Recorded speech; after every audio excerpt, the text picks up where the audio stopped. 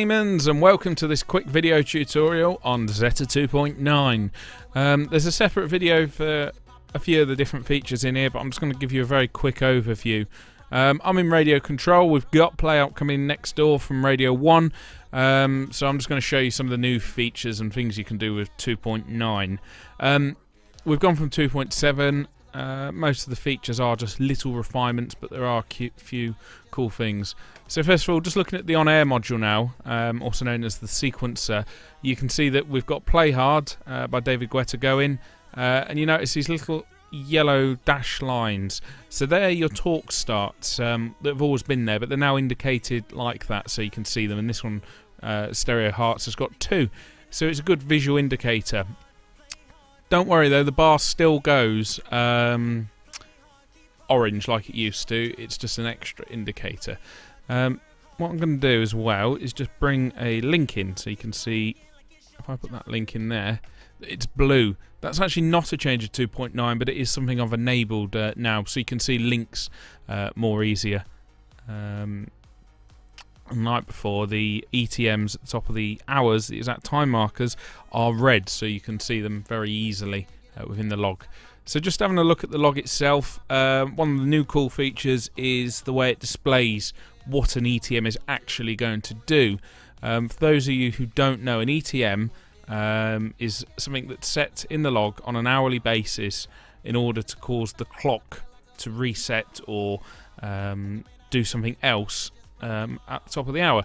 So at the moment we've got a gap of plus 3 minutes 54.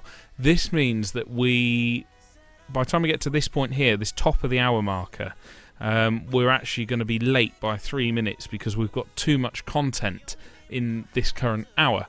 The idea is to get that gap time to 0. So when you finish at 5 o'clock, this is Demon Sweeper plays bang on 5 o'clock.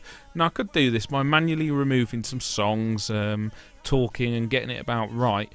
But we've also got this cool feature. We can change what an ETM actually does. So if I right and click on it, select properties, and then tell it we want a hard ETM, press save. You notice now the gap time has gone to plus 00. That is, we are on time. However, as a consequence of that, Jar of Hearts has been sort of highlighted there in a darker grey.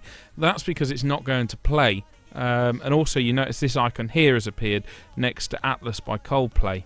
That's telling us early fade, so the song is going to fade 3 minutes 25 into the track.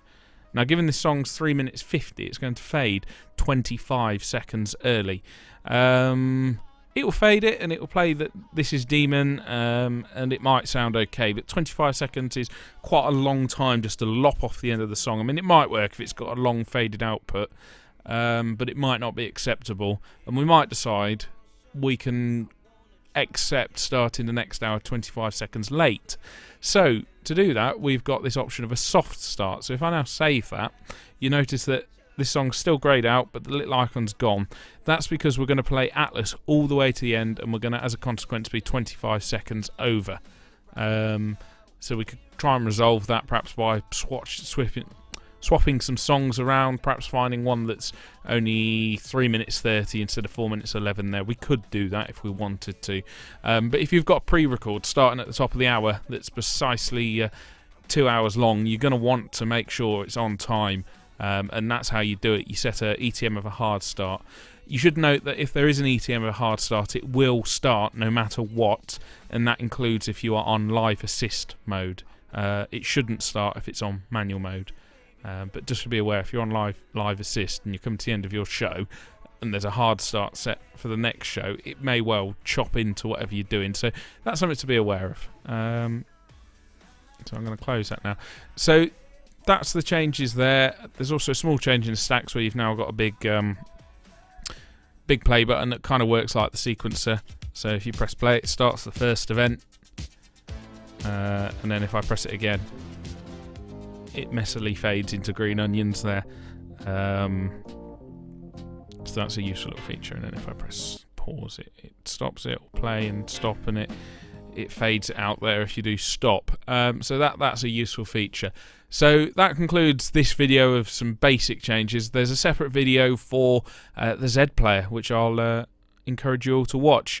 As ever, if you've got any issues, you want to know more, you want to have a play, let me know, tag me on Facebook. I'm quite happy to do training with people. Likewise, you can email me aaron.horn@demonfm.co.uk. You can also contact Chris or Sam, who are also our Zetta people.